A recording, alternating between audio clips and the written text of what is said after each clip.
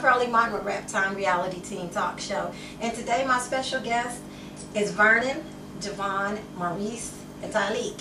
Right. And guys, I thank you guys so much for taking time out to be with me. They're kind of like my little babies. I've been knowing them ever since elementary school. Oh yeah. Yeah, elementary school. So they kind of grew up with me, and we're here in Lawton, Oklahoma, at my hometown, and I consider it such an honor to be sitting here with these three young men, and Tyleek, because these are some purpose-driven young men. They're youth on a mission, and they're purpose-driven.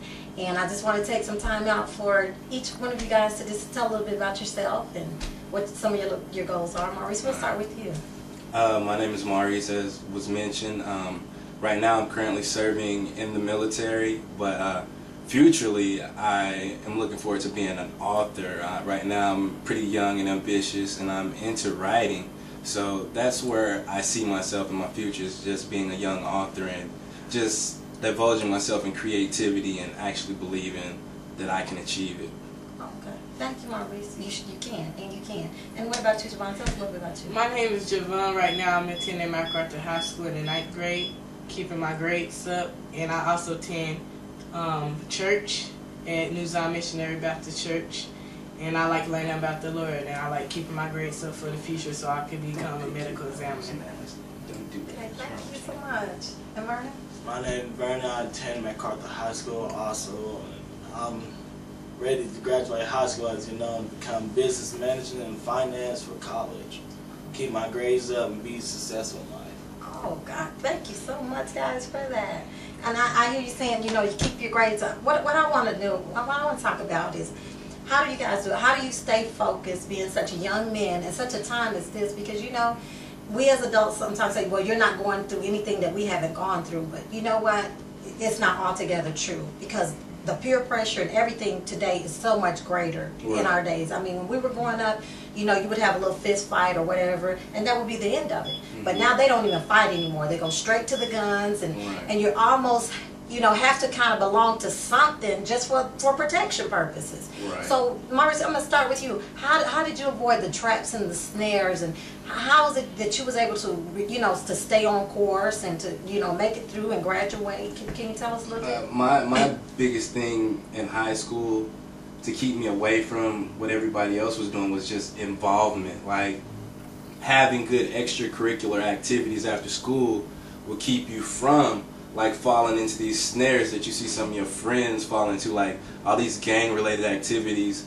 You kind of get trapped in those because you have a stale mind and you don't see yourself going anywhere else. But like if you kind of like plan for your future, like you'll start seeing yourself going in a certain direction and you'll start like working towards that goal. But my biggest thing was just involvement. Like I had a lot of sports going on, stayed constantly playing basketball, and also school-wise, like just being in different clubs and learning about different things that you know that you wouldn't take the time out to learn anywhere else. So I mean, being there and doing that like paid off for me and kept me from doing things that I shouldn't do. Okay, so because you know what, they said an idle mind is like the devil's playground. I mean, but if you keep that mind occupied and busy, like you're saying, it'll keep you away from some of those snares and traps. And Javon, how do you do it? You say you know you learn about the Lord. Tell me a little bit about how you stay focused.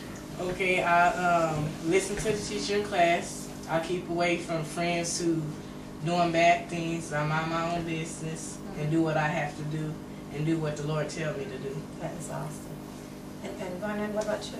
Mine is just all about like hanging around people that's good for you, not gang members, all that other stuff. Okay. So how do you do that? How do you stay away from the gang members? When they come to approach you to try to pull you into stuff, what do you say exactly? Because some kids aren't that strong, you know, and some is, you obviously know how to deal with the peer pressure. So how do you do that when they try to pull you in? Say, come hang out with us, and you know they're in a gang. I just walk away with no response. Like they're not even there or anything. Okay.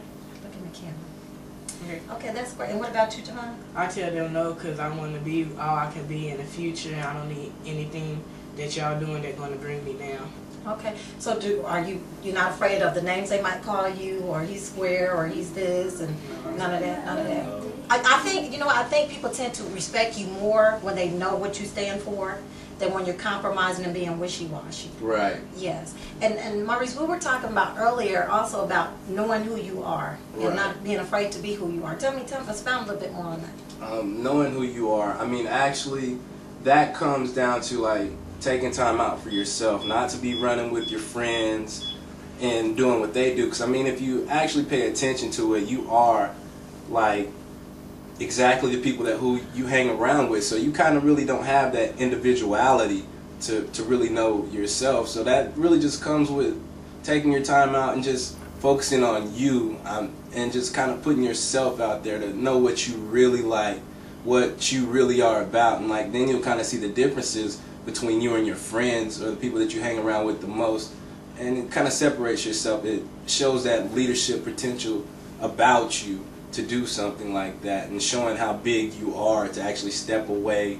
from the crowd and see yourself and know yourself, know your likes, dislikes, wants, diswants, what discourages you, what encourages you, things of that nature. That helps you like really understand yourself.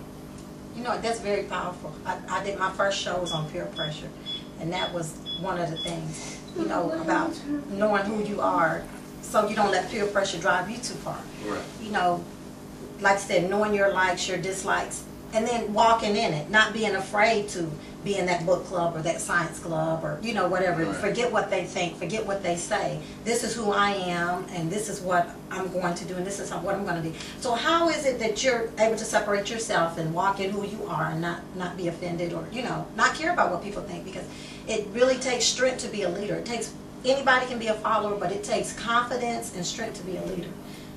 I go to church and just pray to the Lord, and He answers each prayers.